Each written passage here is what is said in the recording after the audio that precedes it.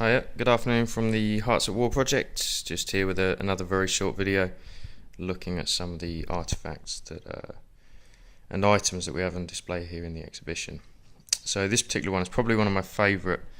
These are only a few items out of the collection, I should say. There's plenty more related to this particular individual, but this is probably my favourite story of all the ones that we've researched in the lead up to the centenary.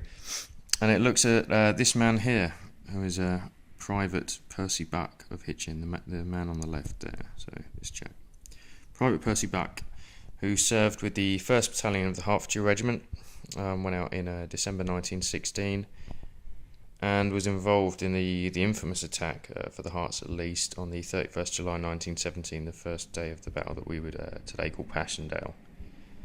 And on that day, the Hertfordshire Regiment attacked the small Belgian village of St Julian, just a few kilometres north of Ypres, with the aim being that the Hertfordshire Regiment would take the last objective of the day, which was the German Langemarck line, which had been incredibly heavily defended.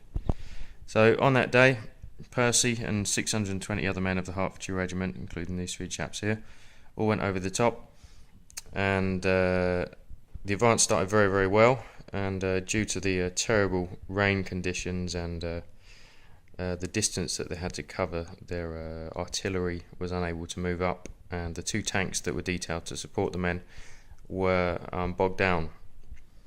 So Percy, over here again, was last seen fighting up near the just a couple of hundred yards short of the German Langemarck line, where the regiment had been held up by barbed wire and heavy machine gun fire.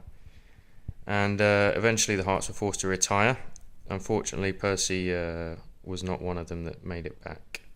So nothing was known about his fate until in a couple of months later, this exact letter dropped through this address here.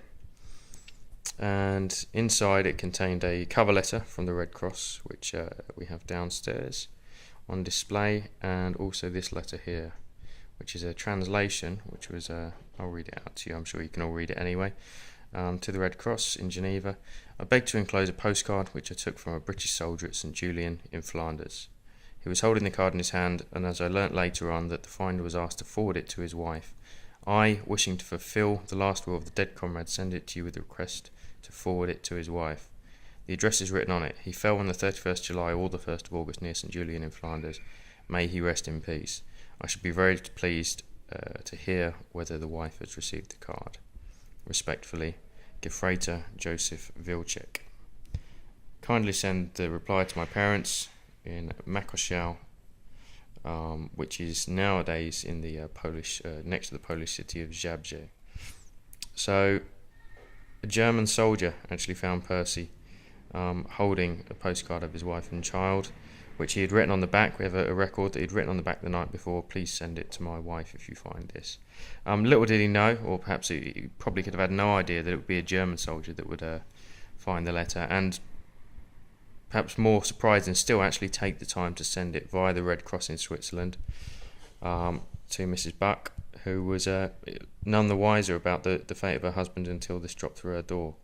So you can imagine, quite a fascinating story. I always find it interesting to relay, particularly with school children, because I think there's something important to say about the fact that this chap, this German soldier, had taken the time to perform this act of humanity in this what was really a devastating battle at the time.